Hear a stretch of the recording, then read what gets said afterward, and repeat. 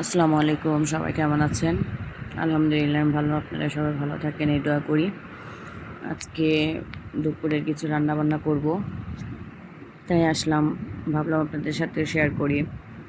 আজকে খিচুড়ি রান্না করব গরু মাংস দিয়ে, যেটা একত্রে মিশিয়ে নেব। আমি আগে ম্যারিনেট করে রেখেছিলাম মাংসগুলো হাতে মাখিয়ে, সেটাকে আমি প্রেশার কুকারে দিয়ে দিয়েছি। প্রেশার কুকারে ভালো করে আমি এটাকে কষিয়ে নিয়েছিলাম। কষিয়ে তারপর এটাকে পানি দিয়ে দিয়েছি। এখন গরুর মাংসটা প্রেশার কুকারে দেওয়ার উদ্দেশ্যই হলো যাতে তাড়াতাড়ি একটু হয়ে যায়। তা আমি এটা সিদ্ধ হওয়ার জন্য অপেক্ষা করব। 3-4টা সিজ দিলে হয়ে যাবে। তা প্রেশার কুকারের সিজটা কার কাছে কেমন লাগে অবশ্যই বলবেন।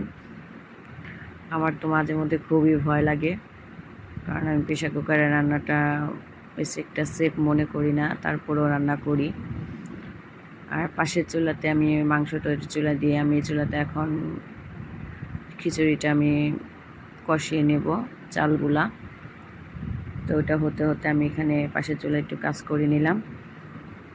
এটার সাথে মশলা দিয়ে দিয়েছিলাম। এখন গরম হলুদ, মরিচ আর আদা রসুন দেব, সাথে ধনিয়ার ফাঁকিও দেব, এবং পেঁয়াজের সাথে গরম মশলা দিয়েছি, তা তো দেখাই যাচ্ছে অবশ্যই।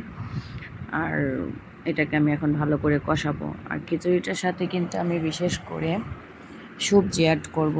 আমার পাতলা খিচুড়ির মধ্যে আমি আলু বলেন, যে কোনো সবজি হোক না কি, সিদ্ধ সবজি হলে তো এটা তো আরও ভালো লাগে, কিন্তু এখন তো আর সেই সবজিগুলো নেই, যার জন্য মিষ্টি কুমড়ো এবং সাথে আমি একটু আলু অ্যাড করেছি।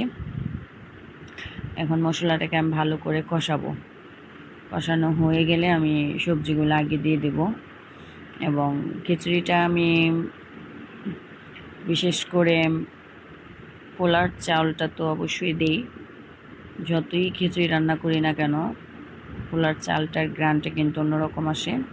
আমি এখানে সাদা ভাতের চাউলের সাথে পোলার চাউলও দিয়েছি এবং 2 রকমের ডাল ব্যবহার করেছি। আর খিচুড়িতে দেখবেন ডালটা বেশি না হলে কিন্তু অতটা ভালো লাগে না। আর এখানে আমি মশলার মধ্যে সবজিগুলো দিয়ে কষিয়ে নিচ্ছি। পাশে গরুর মাংসটা কিন্তু হয়ে গেছে। এখন চালগুলা দিয়ে দেব। চালগুলা দেওয়া হয়ে গেলে এটাকে ভালো করে কষাতে হবে।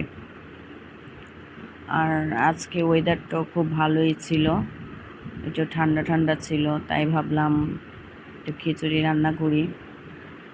আর মহরমের মধ্যে সবাই একটু খিচুড়িটা পছন্দ করে, ভালো মন্দ একটু রান্নাটা, তাই আজকে করলাম। খিচুড়িটা ভালো করে কষালাম।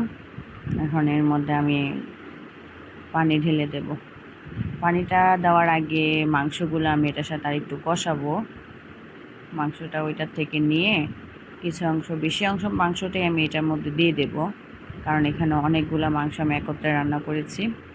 তাই ভাবলাম বেশি অংশটা আমি খিচুড়িতে দেব, বাকিটা আমি এভাবেই রেখে দেব। কষানো মাংসটা মোটামুটি সবের কাছে ভালো লাগে, আমিও একটু রাখবো এখান থেকে পরবর্তীতে খাওয়ার জন্য। মাংসটাকে মিশিয়ে নিলাম এবং লবণটা দেখে নিলাম কেমন হয়েছে। স্বাদ অনুযায়ী লবণ তো অবশ্যই ব্যবহার করতে হবে, তাই একটু লবণ হয়তো শর্ট পড়ে যেতে পারে, আমি এটাকেও দিয়ে নেব। এবং এর থেকে প্রেশার কুকারের থেকে এখানে একটু মশলা আমি মাংসটা অন্য কড়াইতে ঢেলে রেখে দিলাম কুকার থেকে নামিয়ে। তার খিচুড়ির কালারটা কেমন হয়েছে অবশ্যই জানাবেন। আর পাতলা খিচুড়িটা কে কেমন পছন্দ করেন তা তো বলবেনই। আর আমার ভিডিওগুলো যদি ভালো লেগে থাকে অবশ্যই কমেন্ট করবেন এবং পাশে থাকবেন, সাপোর্ট করবেন সব সময়। আপনাদের সহযোগিতা ছাড়া কেউ কিছু করতে পারবেন না। নতুন ইউজাররা হন বা পুরনো ইউজাররা হন, সবাই পাশে থাকবেন। সবাই পাশে থাকা জরুরি, তাই বললাম। ভালো লাগলে অবশ্যই জানাবেন এবং পাশে থেকে শুভকামনা দিবেন। আচ্ছা, এখানে এখন পানি দিয়ে দিলাম। পানিটা দেওয়া হয়ে গেলে খিচুড়িটা আর কি রান্না হওয়া পর্যন্ত আমি ওয়েট করব। দেখতেই তো পাচ্ছেন কেমন হয়েছে কালারটা। আর একটা কথা হলো, সবাই সাংসারিকভাবে অনেক কাজকর্ম করে থাকে, আমি রান্নাবান্নার কিছুটা ভিডিও আপনাদের সাথে শেয়ার করি সব সময়, যতটুকু আর কি পারি। আর কি করার বলেন, সারাক্ষণ তো বাসায় মন মানসিকতা ভালো থাকে না, বাচ্চা কাচ্চা নিয়ে একটু দৌড়াদৌড়ি করতে হয়। পাশাপাশি ভাবলাম আপনাদের সাথে একটু সময় কাটানোর জন্যই আমার অনলাইনে আসা এবং আপনাদের সাথে শেয়ার করা। খিচুড়িটা কিন্তু প্রায় হয়ে আসছে। আর সাপ্তাহিক ছুটি বলতে না, সব সময় সরকারি ছুটি থাকলেও বাসায় মোটামুটি কাজকর্ম সকাল থেকে বেড়ে যায়। আজকে একটু কাজটা হালকা পাতলাই ছিল, জাস্ট একটু খিচুড়ি রান্না করলাম সকালে নাস্তা শেষ করে, আর কিছু করা হয়নি। এই তো ঘরের কাজকর্ম এটা সেটা, আমি তো এখন পর্যন্ত পুরোপুরি সব ভিডিওগুলা দেওয়ার মতো সময় করতে পারি না। জাস্ট রান্নার ভিডিওগুলো আপনাদের সাথে শেয়ার করি। রান্নার ভিডিওটি কেমন লাগে অবশ্যই বলবেন। আর শারীরিকভাবে একটু অসুস্থতার কারণে সবসময় ভিডিও দিতে পারি না, তাই আমার জন্য সবাই একটু দোয়া করবেন যাতে সুস্থভাবে দিনগুলা কাটাতে পারি। এটাই, আর সুস্থতা আল্লাহর সবচেয়ে বড় নিয়ামত, যেটা যারা সুস্থ আছেন অবশ্যই তারা বলতে পারবেন। সাথে ধনিয়া পাতা এবং কাঁচামরিচটা কিন্তু আমি লাস্টে ব্যবহার করলাম, নামানোর আগে। আর ধনিয়া পাতার ফ্লেভারটা, কাঁচামরিচের ফ্লেভারটা কিন্তু খুবই ভালো লাগে বলতে গেলে।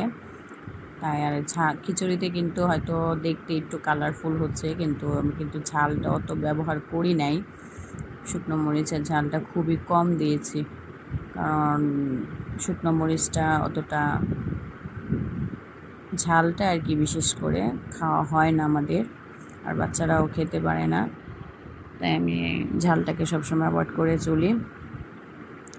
তো বলতে পারেন আমি কিন্তু এই ঝালটার থেকে কিন্তু শুকনো মরিচের গ্রানটা কিন্তু আমার কাছে খুবই ভালো লাগে। আমি প্রায় সময় শুকনো মরিচ ভাজাটা মোটামুটি খাই, নিজের তা না, মাঝে মধ্যে আর কি ভালো লাগে। দেখেন তো ফাইনালি খিচুড়িটা কেমন হয়েছে, এবং ভালো হলে অবশ্যই জানাবেন। সবাই ভালো থাকবেন, সুস্থ থাকবেন। আল্লাহ হাফিজ, আসসালামু আলাইকুম।